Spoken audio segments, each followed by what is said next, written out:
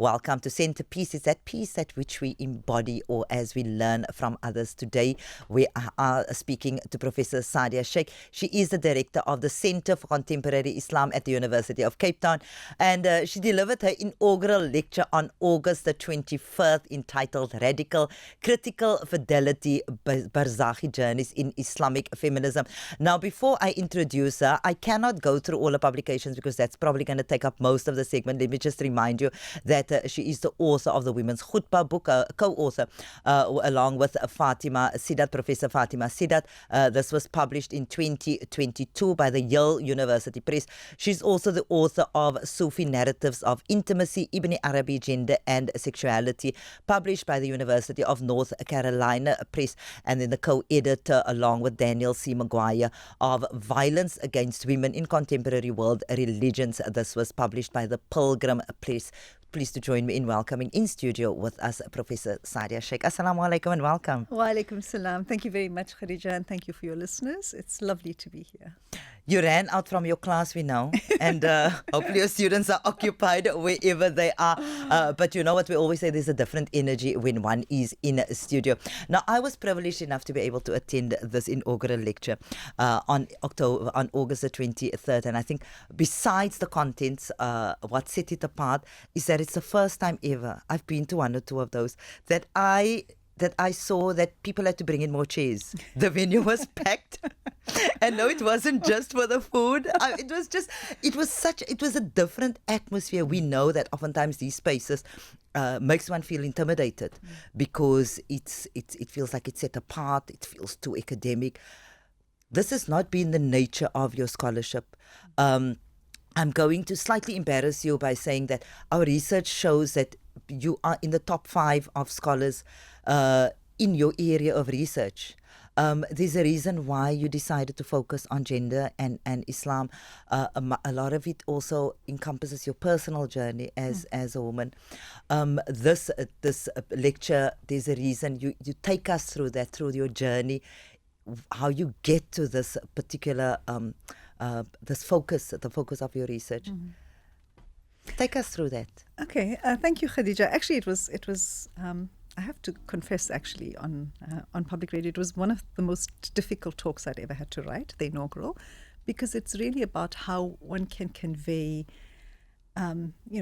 years of work to audiences that range from your 16-year-old son to your, deputy vice chancellor, to and colleagues, your teachers, and regular folk. And so, what kind of language do you speak that helps to communicate to multiple audiences? So it was very difficult to write, and I was absolutely delighted at the kind of the people in the audience, just that there was such a range of people, and for me more meaningfully that there was such a large contingent of people from my own masjid and from my community that came, because that's kind of I write for academic audiences, of course, because that's my academic life, but my work is intended to do work within the community more broadly. It's intended because of my own life journey to make a difference. The intention of the work is social transformation, and so it was wonderful to see that there were so many people from different parts of the community there as well. So thank you, Khadija. So I have framed the journey of my scholarship as I use a metaphor of a journey of traveling. And I also made the point in the lecture that this idea of journeying is actually the way in which Muslim tradition often speaks about knowledge-making processes or knowledge-making enterprises. The Sharia literally means the path to the watering hole, the road to the watering hole. So, and the tariqah, the Sufi tariqah, is also the path, the path that people tread upon. And one of the reasons I think of journeying and paths and roads as really beautiful metaphors when one is thinking about knowledge, not just knowledge as in a product, but living knowledge processes, being human, how we think about knowledge and how we think about being human as a journey. The idea of journeys as being fluid, moving, dynamic, changing. This is the nature of our own selves on the path to being Muslim, becoming. We're all constantly in a state of becoming. If we are receptive to Allah subhanahu wa ta'ala, if we are truly open and receptive to the face of the divine that is changing in each moment, then we are always receptive to the changes in ourselves. And inshallah, changes that help us to refine our hearts, that refine the divine qualities that we possess, so that the way in which we integrate these divine qualities are more refined, more beautiful, more cultivated, the higher, greater virtue, greater piety, greater work in the world that is transformative. So, yeah, that's how I think about my own that's why I use the idea of journeying as a metaphor to think about scholarship. And I think that it's exactly that resonated with so many of us, because this idea of journeying through different circumstances, but yes, also the evolvement of the self. And so in your lecture and what you weaved in there is exactly that. It's the personal element. It's Sa'diyya also grappling with herself, with being a Muslim woman and growing up, and then you take us back to you being a young girl in Durban, and of course other harsher realities, circumstances that you were living under, and you refer to your spiritual superheroes. Yeah, so I mean, my own kind of journey, my specialization over the years has developed into Islam and gender, but I, have worked on that intersection more increasingly in the last while of my scholarship on Islamic mysticism or Sufism. And that has a long history in my life and in my experience. And so one of the stories that I tell, in the Inaugural was that, my favorite memory is my dad, who was a lawyer, would come home with a Cadbury flake. And he would come home and, my mother would always frown because he would come before dinner. And This was probably just before supper time, And we'd sit in this large green armchair with this see-through glass plate, and he'd put it on and I'd sit on his lap as a young child, and we'd eat this flake together. And it was one of the most, beautiful memories. And he would tell me stories. He would tell me stories of all of the great Muslims. And he never used language of tasawwuf or Sufism, but he spoke about people like Arabi al-Adawiyya, and he spoke about Sheikh Abdul Qadir Jilani, and I was, in awe of these people. Rabia running down the streets of Basra with water in the one hand and a bowl of fire in the other, and the water was to douse the fear of the flames of hell in the hearts of the believers, and the water was to kind of, the fire was to burn out the lust for paradise in the hearts of the believers, so that we could love God for God's own eternal beauty. And so for me, I just thought, wow, as a child, what an exalted state of love you must have, not for the desire for paradise, not for the fear for hell, but just for the beauty of the divine. And as a young child, that resonated with me. And then, there's stories of Abdul Qadir Jilani, how he was on this caravan going, and before he had left, his mother had sewn in these gold coins into his jacket, because the caravans would have these, robbers that would come along the way. And one of these, along the way, the caravan was robbed, and these rogues came around, and they were taking everything, and they asked him, do you have anything else? They went to each person. And he said, yes, I have these gold coins, and they're stitched in. And so as a young child, I thought, oh, wow, why would he do that? And then the leader of this band of robbers says, well, why did you tell me? Yes, there's a gold chain. And he says, because I'm always in the sight of the divine. So, and that was a moment. I mean, it's one of those hagiographic stories. It was a moment where, the man burst into tears, saying, here I am living my life as in this kind of, this life of vice. Yeah. And here's this young person who is constantly aware of being in the presence of the divine. So for me as a child, these were stories of great Muslims, and they happened to be Sufis, as I discovered later as I grew up. But they inspired me about what virtue meant, what courage meant, what beauty meant, what love of God meant. And so that, for me as a young child, was what I considered superheroes, people that did outside of the extraordinary. And I wanted to be like them. I always just thought, oh, wow, those are the kinds of Muslims that. And having heard this from a very gentle, loving, wise father, eating Cadbury flake, there's an entire embodied way in which those stories were, and also for me it was, I had a very loving, gentle model of masculinity in my own father, who was both, deeply engaged in the Islamic tradition and very knowledgeable, and also very loving and gentle, and always bearing chocolate, which I think is a lovely way to be in the world. and what was so beautiful about those stories is that it ties in so beautifully, of course, with your with your research when you were and you take us through that when you were a PhD student, and in what became your first book publication, Ibn Arabi. But before we get to that, so I suppose one can ask you the question: would it be fair to say that as a young person, not realizing at the time, but what really encouraged and inspired you to then focus on Islam and gender later in life was this love of Allah through the eyes of the awliya, but also the love of community. At a time when there were other harsher realities that one was faced with, and so ultimately this idea of and everything being underpinned by the pursuance of justice, social justice, because you speak about this at some point, where you felt the need to reject your Indianness because you realized at some point, that we were all labeled and compartmentalized. Take us through some of that. Yes, so it all wasn't chocolate and awliya, right?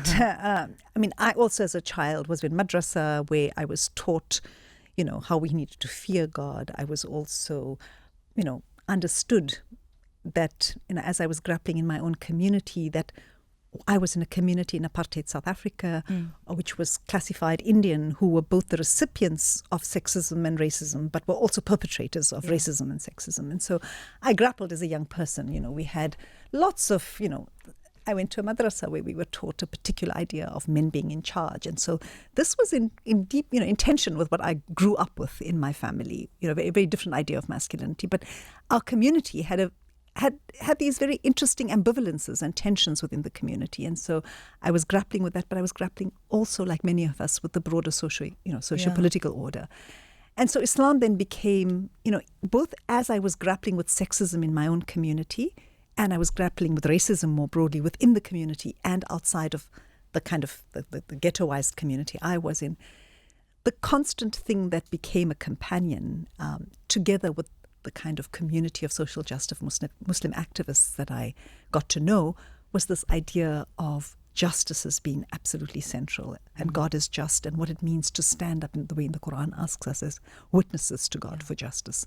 So that became, and that tied in very strongly with the kind of deeper influences of the integrity between a spiritual life and that what is love on the inside, is actually social justice on the outside. What is tenderness within, the public face of love is social justice. And there are other people that have spoken about this, like Cornel West, etc. But that's certainly something that, for me, justice and love were integral, and it's something that I grew up with.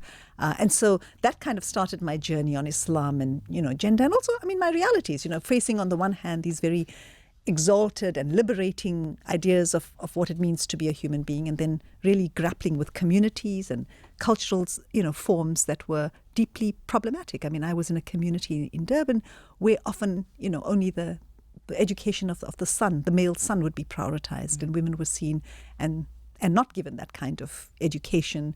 Things have changed, alhamdulillah, in many communities. But when I was growing up, the smartest girl in my matric year wasn't allowed to go to university because she needed to get married, and so that was just part of like the struggle with, how is that acceptable, whereas her brother, of course, was given all the resources to go to university. Yes. So those were some of the struggles, within the community, but also more broadly, and thinking around, being the kind of coming of age during apartheid. All of us grappled with what does it mean to be human, and what are the resources that enable us to think about justice and human dignity. Yes. And for me, Islam was that resource, even as I struggled with the complexity of patriarchy and sexism within the tradition. Yeah, because you do mention the fact that and if one reads your work, you do often mention the fact that as let's say in terms of activism, you're quite inspired by the work of Steve Biko and the Black Consciousness movement.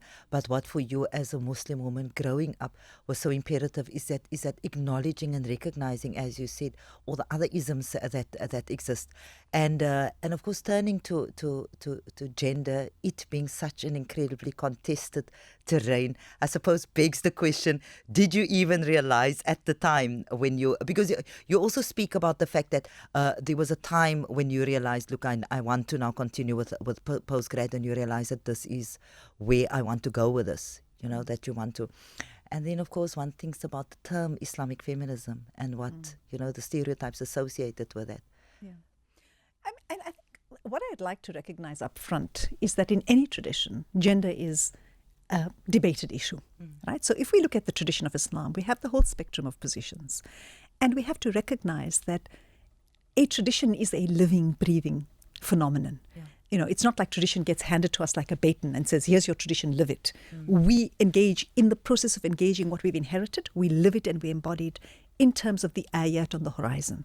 Yeah. The ayat on the horizon, the signs on the horizon are constantly changing. And so every Muslim community over time has responded to the demands and the challenges of their time. They've inherited certain teachings and they grapple with that. And the idea of gender as being contested, it's important for us to recognize that there are central parts of Islam that over time, and we have this from the earliest women that have stood up, Salama saying to the Prophet ﷺ, does God only speak to men? Because she's rehearing Arabic is a gendered language, and she's hearing all this masculine plural coming down in Revelations. And she asks, is Allah only speaking to the men? And the Prophet ﷺ is quiet. And then the revelation comes down for believing men and believing women, for faithful men and faithful women, for men who surrender, women who surrender, men who give zakat, women who give zakat. So this very deliberate inclusivity that comes down. The point is that from the earliest point, gender was a contested area, was debated, was asked, because it was the reality of societies that gender inequalities in various societies have been part of cultural contexts.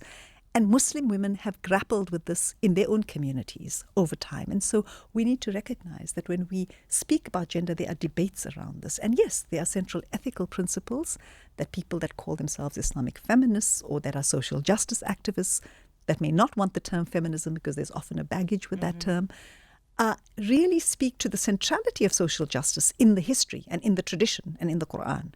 And so would say that that's an ethical principle that we need to be engaging with and dynamically engaging. What social justice looks like in the prophetic period looks very different from then to now, but there's an universal ethical element that needs to be constantly uncovered.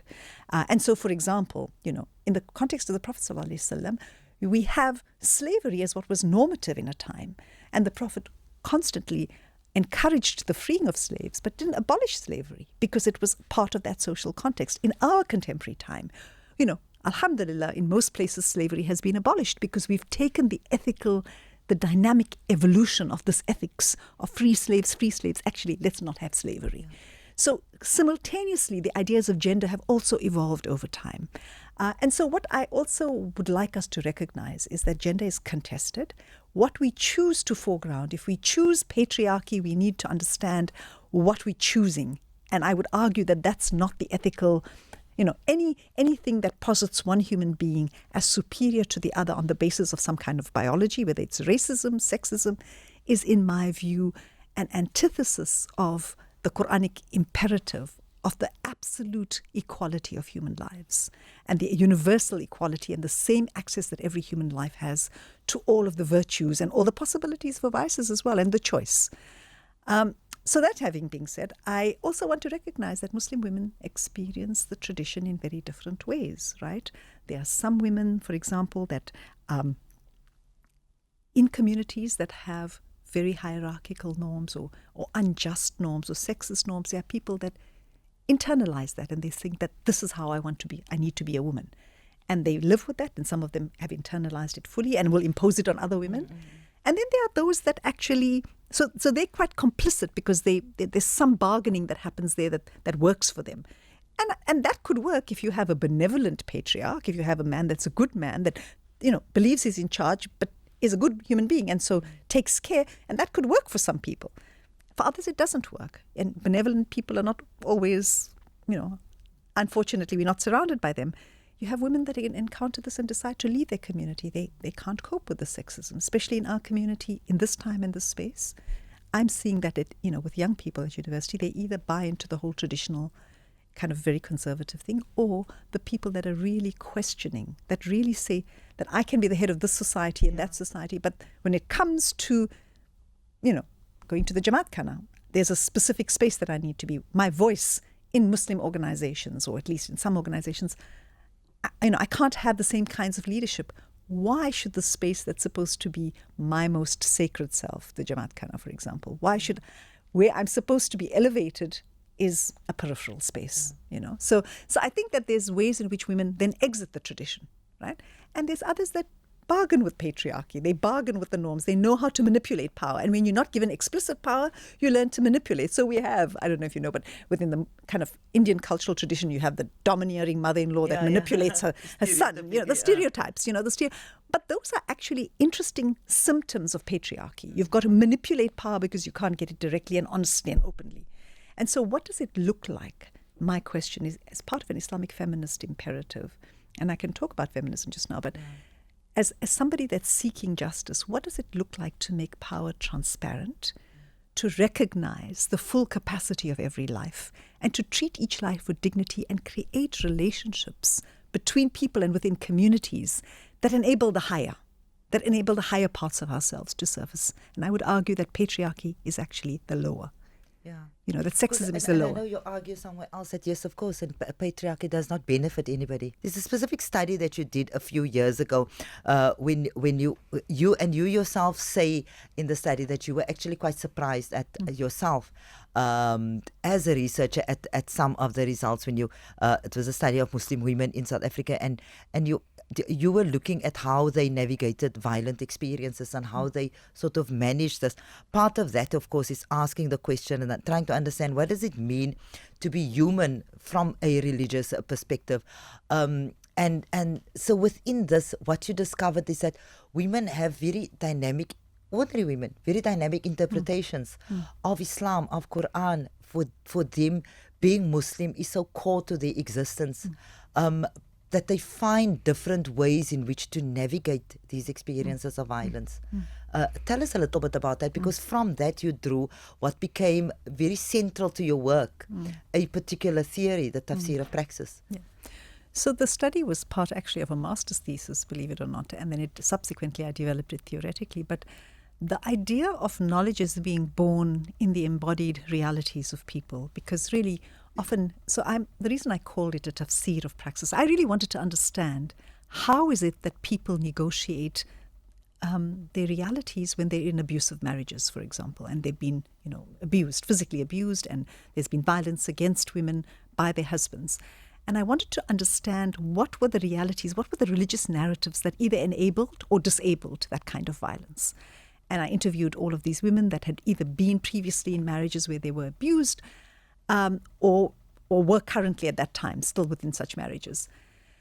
And I was actually really, of course it was really painful to listen to these narratives, but it was also really extraordinary to hear the ways in which women did not accept religious narratives or religious explanations that enabled violence. In all of their kind of grappling with living in the everyday, they drew on the Quran and they drew on the Sunnah. And when an imam said to him, they must make sabr, so the way in which sabr becomes weaponized, right? So you're in an abusive relationship, and an imam would say to you, oh, you need to make sabr, just make sabr. And the women were saying, well, actually, when you make sabr in this kind of relationship, will you survive physically? Will you live to see another day if you have a really abusive... So the idea of not making sabr be conflated with not being a good Muslim woman. So that's the problem. So they really grappled with, well, actually what this imam is asking for is actually not sabr. Sabr here is actually the wrong, it's weaponizing sabr to maintain a dysfunctional and an abusive marriage. And they rejected that idea. But that was one of the religious discourses that was invoked, which is deeply patriarchal. And they've exposed it as such. And in their own grappling, at first, some of them were like, okay, I need to make sabr. But their own realities made them understand in the body, in the flesh, that this is not what sabr is asking for, right? And so what actually emerged in that is also the ways in which women resisted the violence, both in subtle ways. So for one of them, for example, would say, my husband, I'd never follow him in salah, because he mustn't ask Allah for maaf, he must first ask me for maaf, because Allah will not make him maaf, he's violated me. So this very deep, and that Allah subhanahu wa ta'ala for them was very much the rope that allowed them to survive. And then for many of them to leave that marriage and then kind of, come to an understanding. But the reason I call it a tafsir of praxis is because, the idea of tafsir, the interpretation of the Quran, as being something that scholars do, and generally historically male scholars do on the side, where they kind of abstract it and giving you the meaning of the Quran, often is not how the Quran and its teachings and its ethics are lived. And so the question is, for people that don't have access to scholarship, that have not historically been trained as alims or as mufassirun, how does the Quran live in their bones and in their body? And so I, through this, where there was a really profound way in which many of these women, in very debilitating and very harsh circumstances, crafted and developed and cultivated a very deep relationship with God that actually enabled them to survive, and that actually was a resistance to violence. For me, I call that a tafsir of praxis, because they were doing interpretive work, not in fancy language, looking at the linguistic meaning of daraba, but they were actually living a resistance in a relationship with God. And I would argue that this is a knowledge-making project. It is experientially a knowledge-making project, and that we need to foreground those lives as the ethical social world of the Quran in a context. And that concept of a tafsir of praxis is to surface what the lived realities of women, it's not just around abusive relationships, but what is the lived praxis of human beings? What do they bring? How do they create worlds of the Quran? How do they create worlds of the Rasul in their own lives? What are the ethical forms that allow them to what we all, the nature of being a human is that we struggle with difficulties, whatever those challenges are. What does it mean to cultivate a self that is in relationship to God and that is striving for justice and your own dignity? Yeah. And not be complicit in these injustices. Yeah. And not buy the Kool-Aid, not buy the Kool-Aid of sabr is what is going to get you, because that is an invocation of sabr or any religious discourse that is going to lead to potentially even your death.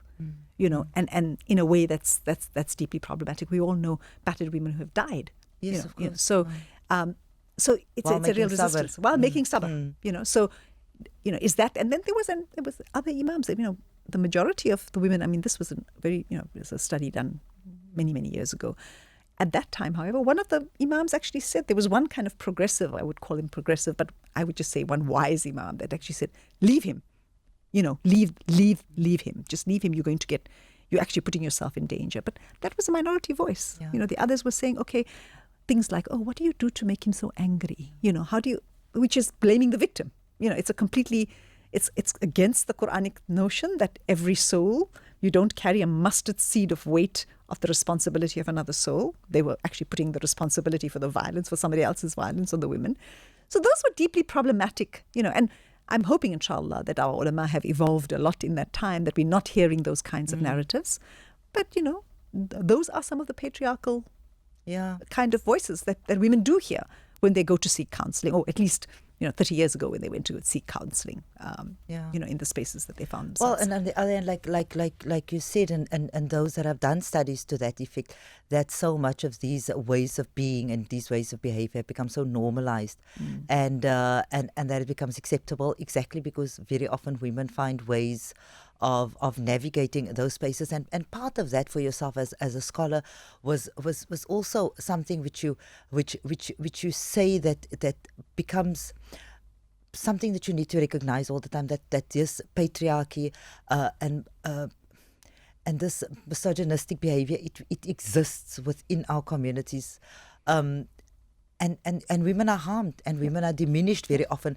But then coupled with that is also recognizing how Islam is framed globally and geopolitically speaking, where Islam is framed as being violent, misogynistic, and in many ways retrogressive and backward. So as a scholar, you want to critique that, you want to recognize that, and you want to recognize what's happening within communities. So and all, of course, as you said, underpinned by justice, ideas around justice. And so, of course, yes, for scholars, this becomes a challenge. Would that be fair to say? Absolutely. I think we're living in a time where, on the one hand, I've called this multiple critique, right? And so this idea of a multiple critique would be to be critical, firmly based in the Islamic imperative for justice. that is the ground, that is the spiritual soil, that's the political soil that one stands in as in these debates, in my view. And that justice demands that all of these essentializations that are Islamophobic, that are in the global political sphere, where you have, the ways in which Muslim men are framed as, all of these destructive masculinities and are essentialized. And we all know that Muslim masculinities are like any other masculinities. Yeah. You have the most beautiful, benevolent men who have all of the beauty, that human beings are capable of. And then on the other end of the spectrum, you have real ugliness, right? As you have with women. Yes, I mean, quite honestly, this is the human condition. Because we are human beings first. Exactly. But the idea of essentializing the Muslim man as this kind of violent man is a deeply Islamophobic and actually quite racist, because, the Muslim man is normally the brown or the black man. Yeah. And one resists that fully and completely. And it's also the way in which those are then mobilized for a particular kind of geopolitics that's in fact very violent, right? And one resists that. One resists that because that those are neo-colonial categories that are continuing a certain kind of colonial narrative, right? On the one hand. On the other hand, you also need to then not get into what I would call a lager mentality, right? Let's not wash our dirty laundry because everybody's attacking us from the outside. And alhamdulillah, in South Africa, we are less victims of Islamophobia, but in the West, Muslims in North America and Europe really are on the front lines of very Islamophobic.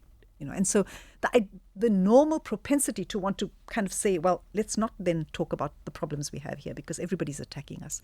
It's a normal impulse. Yeah. I understand the impulse. But we cannot, based on the integrity of justice, we cannot compromise. We have to be able to be both critical and name Islamophobia for what it is, but simultaneously name sexism and patriarchy and injustice when it pitches up in our communities. Yeah. We cannot protect, because that would actually mean the demise of the social justice, inspiration within our communities. We have to ensure that we are only renewed by being faithful to the ethical, spiritual principles of Islam. And so we need to constantly stand in that kind of tensive relationship, right, between being critical of Islamophobia and the reduction of Muslim men and the idea that all Muslim women are quiet and oppressed and need some saving from some Western, that kind of trope, that very colonial trope that Muslim Islamic feminists have rejected outright. So, and I think that brings us to this idea of feminism that I just want to say one or two words about. So the word feminism for some people, legitimately, because imperial feminisms have often been named as the kind of feminisms where, it's invoked as a way of showcasing Western supremacy, right? So has been strongly critiqued by, African women to women from India, from women from the South, from the global South for decades, right? So this critique of a Western white feminism has been a long process. African feminists have critiqued this, have really said, well, what feminism provides potentially is a language of solidarity amongst very many different groups of women who face different forms of patriarchy in their communities, wherever that comes from. So potentially it's a universal language. When one group of women's realities become the center, then it becomes an imperial feminism. And when they decide that they want to make judgments about other groups of women without listening to the voices of those women, that's when it becomes a colonizing voice. And so Islamic feminists have argued very strongly for a kind of justice narrative, of gender justice that emerges from within the tradition, that is critical of patriarchy, that looks out and says, name it and shame it. When it appears, let's not try and apologize it away, right? Let's be clear. What's sexist in our communities, let's name it. And then we work to transform those things within the community. So it's activity and activism. And the third part is to imagine a world where we have a different kind of, a different narrative where we can think about equality and egalitarianism and justice and human dignity that is as inclusive as is possible. And that vision is one where the relationship between God and human beings are the center stage for Islamic feminists, right? So it's not just any vision of reality. It's a vision of reality where the spiritual life, the life of a relationship with God and a relationship with community that emerges from an obedience to God is central. And that's what defines it. And I've mentioned this before, Khadija, when we have had conversations, that I think of this also as a retrieval. Islamic feminism for me is a retrieval of a history of strong, powerful Muslim women that have always called out injustice, what I call a silent sunnah, right? So Salama is one of them. My favorite story always is Khawla, right? Khawla al-Mujadila in the Quran, who kind of says to the Prophet ﷺ, she's experiencing this particular marriage and then she's suspended because there's some pre-Islamic custom that says the moment your husband says, you're like the back of my mother, the marriage is suspended, etc. Then the husband regrets this and they can't be reconciled. And she goes to the Prophet and says, this custom is unjust, we're suffering. Prophet says, sorry, can't do anything about it. And she doesn't sit there, right? She says to the Prophet ﷺ, no, I don't accept that. Please, can you go back and ask God? And here's this woman in the middle of the Quran, a surah named after the woman who disputes, Mujadila, as a kind of normative, a kind of this is a sunnah. This is a woman. Khawla is this woman who is contesting injustice based on her own experience. She's saying to the Prophet ﷺ, can you believe the recipient of revelation, the beloved, the most exemplary, the authority. If you are living, you are you're amongst the Sahaba, you are living in this community. And you say to the Prophet, sorry, Rasulullah sallallahu alaihi wasallam, no, I don't accept that this is a custom. He's telling you it's a custom, there's nothing you can do. You say, I don't accept, please can you take it to God? And then God says, I heard the woman who disputes. And so this idea of disputation of injustice and there's a surah is central in the Quran. We have a history of resisting injustice, not only from the early Sunnah, but in the Quran itself. The Mujadila is a teaching. We often, many of us, my own thing always around this is, how did I not see this for so many years of my life, right? And actually it's Muhajir Kahf's amazing work that really brought it front and center. Muhajir Kahf is a Syrian scholar, Syrian-American scholar, who's done this work on the Mujadila.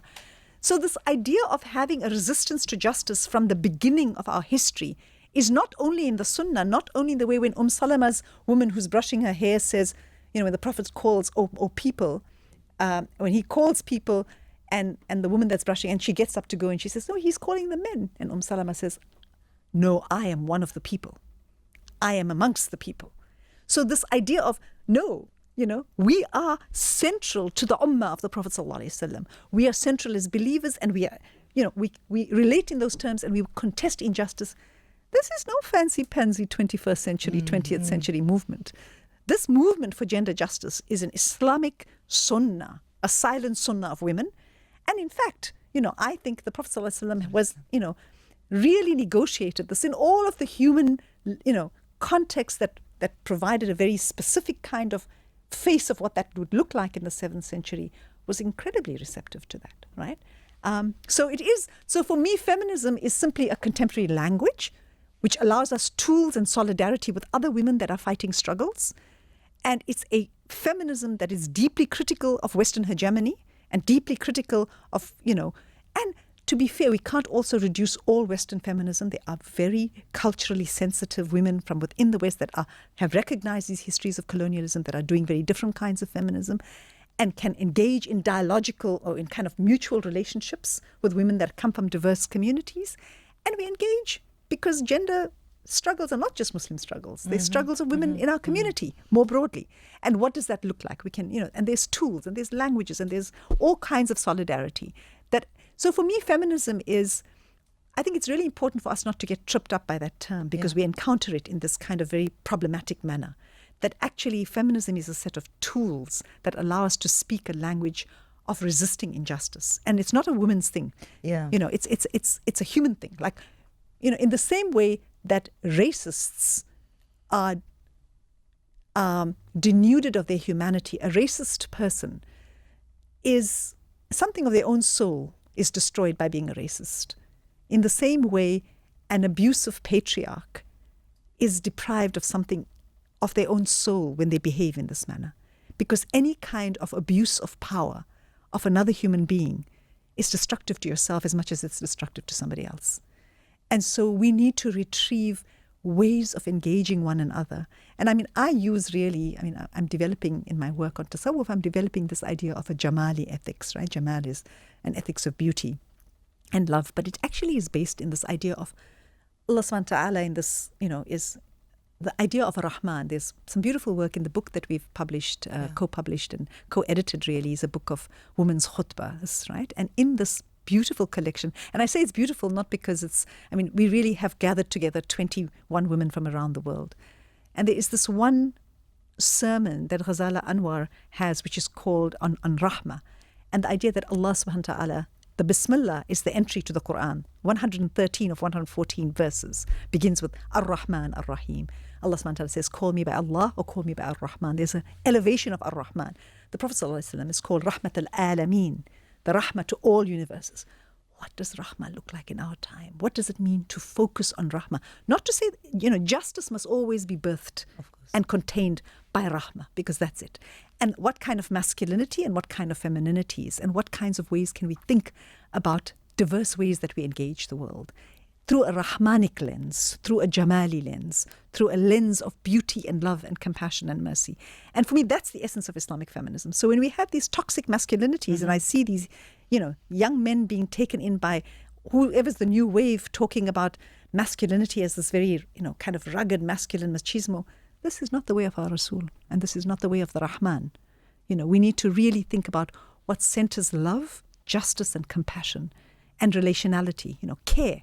And so I call a lot of my work a friendship, right? And it's a friendship with Allah because Allah is Al-Wali in the Quran, and the believers, men and women, are called awliya of one another, loving friends and protectors of one another. What would it look like for us to imagine that and to live through with that kind of ethos and ethics? And I'm hoping, inshallah, we can continue this conversation because, yes, friendship for you, this provided this framework, and you call it that way. It embodies these qualities of mutual respect, of accountability, of love, and it really offers a model to go back to what you said earlier on for ethical relations in both personal and societal contexts. Professor Sa'diyya Shaikh, time has caught up with us. Shukran so much for joining us today. Thank you very much. Thanks for having me and thanks for your generosity. Khadija, it's always lovely to talk with you and to engage with you and to be here. So thank you also to the listeners. Alhamdulillah. Assalamu alaikum wa rahmatullah. Wa alaikum salam wa rahmatullahi wa barakatuh.